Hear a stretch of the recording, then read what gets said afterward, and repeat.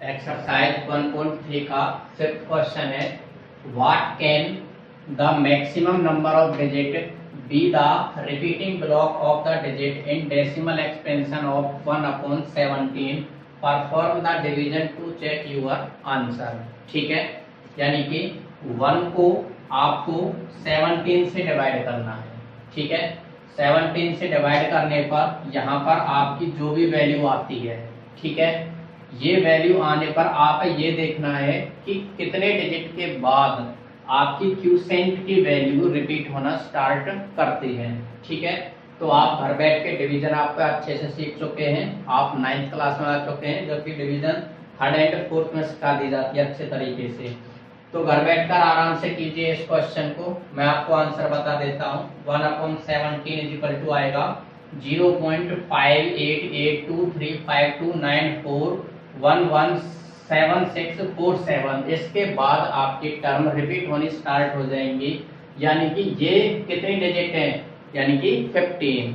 After 15 digit it will be repeat. Okay, next 6th question है, look at the several example of rational number in the form of p upon q where q is not equal to 0, where p and q are integer with no common factor other than 1। यानी कि numerator denominator में आपका common factor क्या होना चाहिए, 1।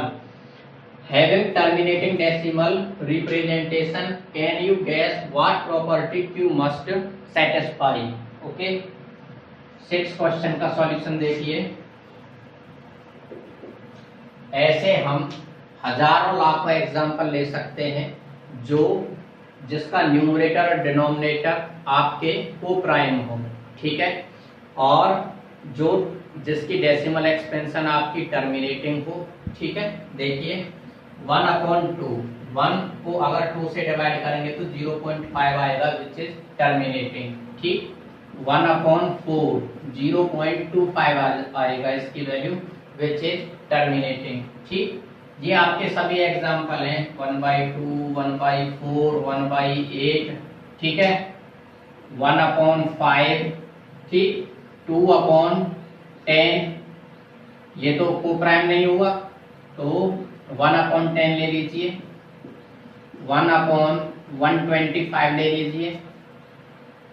जरूरी नहीं कि न्यूमरेटर आप 1 ही रखें, और भी कुछ वैल्यू रख लीजिए, मान लीजिए 8/125 etc। ठीक है, ये सभी आपके ऐसे नंबर हैं जिनका न्यूमरेटर और डिनोमिनेटर का अगर हम HCF निकालें तो वो 1 आता है। ठीक है, अब आपसे क्वेश्चन में पूछा था कि can you guess what property Q must satisfy. Q का मतलब डिनोमिनेटर। तो यहाँ पर एक विशेष प्रॉपर्टी आती है आपकी कि जो डिनोमिनेटर है वो आपके या तो प्राइम नंबर 2 हो या 5 हो या इनकी पावर के फॉर्म में हो। इनके अलावा अगर डिनोमिनेटर में कोई और प्राइम नंबर आ जाता है तो वो आपकी टर्मिनेटिंग नहीं होगी। ठीक है, तो आप प्रॉपर्टी लिख सकते हैं,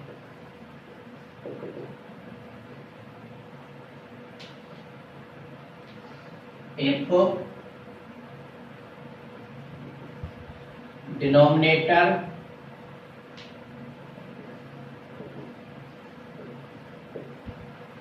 have the factor of 2 की पावर m या 5 की पावर n, ठीक है, then it will give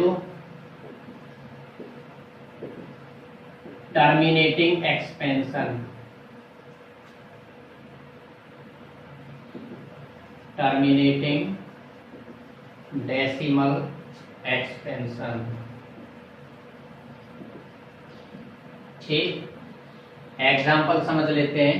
देखिए जो हमने लिए हैं, यहाँ भी आपका 2 है, ये आपका 4 है, तो 4 को हम क्या लिख सकते हैं, 2 की फॉर्म में लिख सकते हैं, 2 की पावर 2, कंडीशन सेटिस्फाई। आगे 8 को क्या लिख सकते हैं, 2 की पावर 3। ये बात किसकी हो रही है, डिनोमिनेटर की। ठीक है, 5 की पावर 1 के फॉर्म में लिख सकते हैं।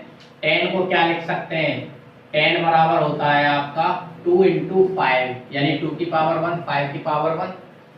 कंडीशन है या तो 2 की पावर m हो या 5 की पावर m हो या 2 और 5 दोनों हो, बट n के अलावा कोई और प्राइम फैक्टर नहीं होना चाहिए। आगे 125 को देख लीजिए। 125 के आप फैक्टर करेंगे तो 5 दूनी 10 5 25 5 25 यानी कि 125 को लिख सकते हैं 5 की पावर 3। ठीक, तो जो भी आप है यहाँ जरूरी नहीं कि 1 डिजिट 2 डिजिट में दे रखा हो डिनोमिनेटर, चाहे आप 3 digit 4 digit 5 digit 10 digit 100 digit में भी दे रखा है, उसके हम इस तरीके से फैक्टर करके देखेंगे। तो जो आपके फैक्टर हैं प्राइम फैक्टर, वो आपके या तो 2 की फॉर्म में हो या 5 की फॉर्म में हो, इन दोनों की फॉर्म में हो। अगर इनके अलावा किसी और फॉर्म में आ जाते हैं तो वो नहीं चलेंगे। जैसे मान लीजिए 1/12, 12 को क्या लिख सकते हैं हम, 2 छक्के 12 2 तिया 6। ठीक, यानी 12 = 2 × 2 × 3। इसे स्टैंडर्ड फॉर्म में लिखेंगे तो 2 की पावर 2 × 3 की पावर 1। तो यहाँ पर क्या आ गया प्राइम नंबर आपका 3 आ गया। तो ये कभी भी आपको टर्मिनेटिंग एक्सपेंशन नहीं देगा। ठीक है, टर्मिनेटिंग डेसिमल एक्सपेंशन कहाँ मिलेगी आप है, जब आप डिनोमिनेटर के फैक्टर करके देखते हैं प्राइम फैक्टर इस मेथड से या किसी भी मेथड से कीजिए, वो आपका जो फैक्टर आते हैं वो या तो 2 की फॉर्म में हो या 5 की फॉर्म में हो। इन दोनों की फॉर्म में हो सकते हैं इकट्ठे, बट इनके अलावा कोई और प्राइम नंबर जैसे यहाँ पर 3 आ चुका है तो ये आपका डेसिमल एक्सपेंशन नहीं होगा। ठीक है, और बहुत सारे एग्जांपल आप लिख सकते हैं। नेक्स्ट क्वेश्चन देखते हैं इसका।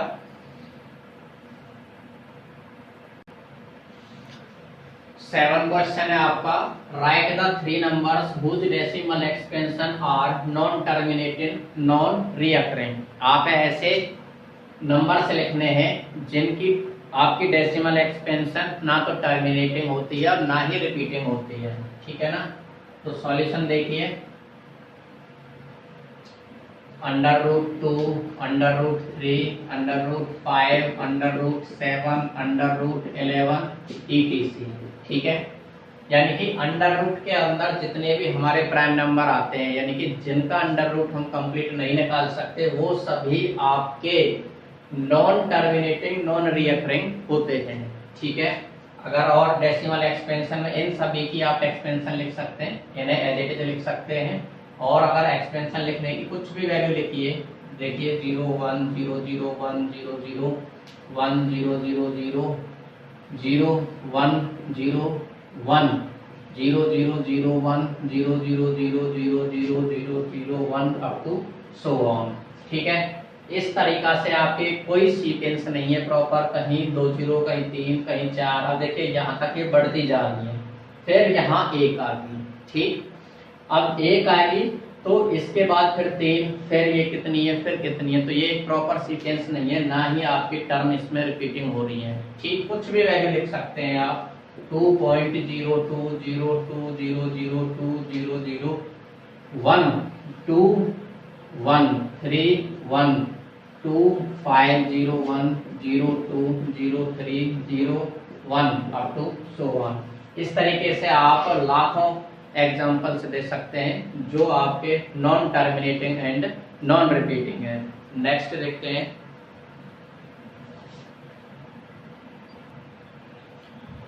एक क्वेश्चन है, find 3 different rational number between the rational number 5/7 and 9/11। 5/7 and 9/11 के बीच में 3 रेशनल नंबर आपको फाइंड करने हैं। तो सॉल्यूशन देखिए।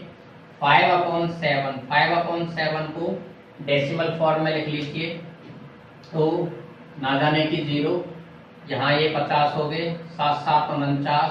ठीक, 1 बच गए, 7 दूनी 14, सॉरी 7 एकम 7। ठीक, 5 को 7 से डिवाइड कीजिए, क्या वैल्यू आती है आपकी, ना जाने की 0, 7 7 49, 1 फिर 0 उतार ली, 7 एकम 7 3 फिर 0 उतार ली, 7 चौक 28 फिर 2 आगे 0 उतार ली, 7 दूनी 14, 6 फिर 0, 7 8 56, 4 0, 7 7 49, 7 7 चौक 28, 7 पन्ना 35, फिर 5, फिर 0, फिर 7 7 49।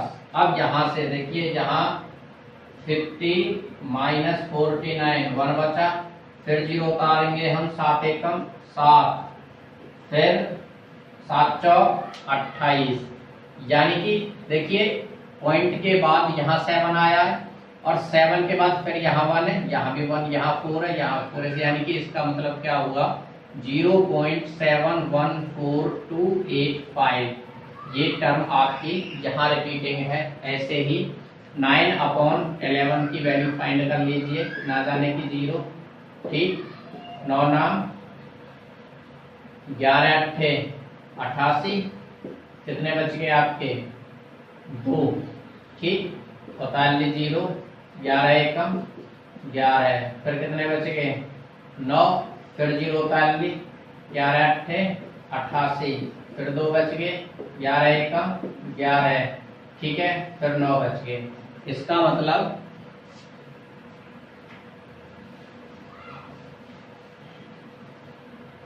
9/11 इजिकल टू 0.81 के ऊपर बार, ठीक है। ये टर्म आपकी रिपीट हो रही है। अब आप इन दोनों डेसिमल एक्सपेंशन के बीच में कोई भी वैल्यू लिख दीजिए, ठीक है। तो required numbers are, so required numbers are, कोई भी वैल्यू 0.7, ठीक है। अब इसके बीच में कुछ भी वैल्यू लिख लीजिए, 2 4 7 6 5 8, ठीक, एंड 0.7 कॉमा लगा देते हैं, 0.7140053, ठीक, कुछ भी वैल्यू, फिर 0.0142, ठीक है, 9 8 7 1 2 3 अप टू सो ऑन। इस तरीके से हम इनफाइनाइट नंबर लिख सकते हैं जो आपके 0.7142 और इसके बीच में लाई कर सकते हैं, ठीक है। यानी कि 0.7 का ध्यान रखना है और यहाँ 0.8 का ध्यान रखना है। इनके बीच में इनफाइनाइट नंबर हैं जिन्हें हम लिख सकते हैं। नेक्स्ट क्वेश्चन देखते हैं।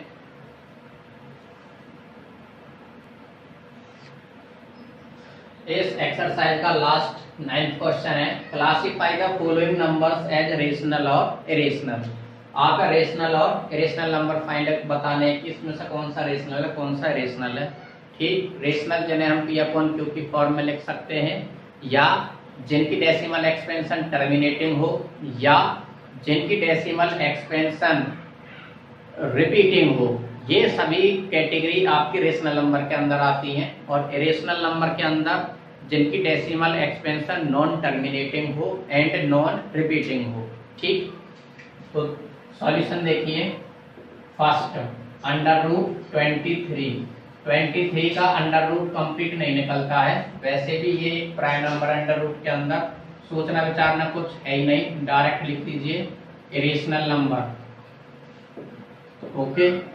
सेकेंड है आपका √25,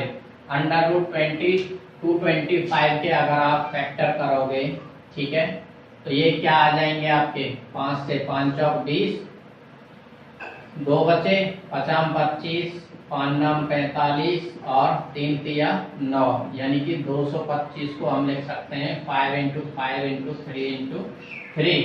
अगर इसका हम स्क्वायर रूट निकालें तो 2 के पेयर बन जाएंगे, ठीक है ना। 5 × 5 × 3 × 3, पेयर में से एक टर्म बाहर निकलती है तो 5 × 3 यानी कि 15, यानी कि √225 की वैल्यू क्या आई 5 और 15 क्या है आपका रेशनल नंबर। किसी को दिक्कत तो नहीं है रेशनल नंबर का? ये सोच रहे हो P/Q फॉर्म होनी चाहिए, तो क्या लिख सकते हैं P/Q फॉर्म बनाने के लिए 15/5 1। थर्ड देखिए, थर्ड है आपका 0.3796, ठीक है। टर्मिनेटिंग डेसिमल एक्सपेंशन है, तो ये क्या हो जाएगा आपका रेशनल नंबर। नेक्स्ट फोर्थ है आपका 7.478 up to dot dot dot, इसे लिख सकते हैं हम 7.478 के ऊपर बार, ठीक है। यानी कि नॉन टर्मिनेटिंग है बट रिपीटिंग है, तो ये नंबर क्या हो जाएगा आपका रेशनल नंबर। ओके, लास्ट है फिफ्थ आपका 1.101, फिर 001, फिर 000, फिर 410, 1 अप टू सो ऑन, ठीक है।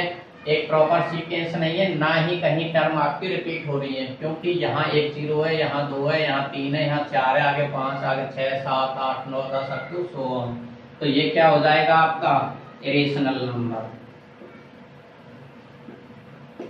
ठीक, आई होप ये एक्सरसाइज अच्छे से समझ आ गई होगी। अगर फिर भी कोई प्रॉब्लम है तो आप कमेंट में लिख सकते हैं। इस एक्सरसाइज में 2 ही मेन इंपॉर्टेंट क्वेश्चन है, आपको रेशनल नंबर और इरेशनल नंबर पता होना चाहिए।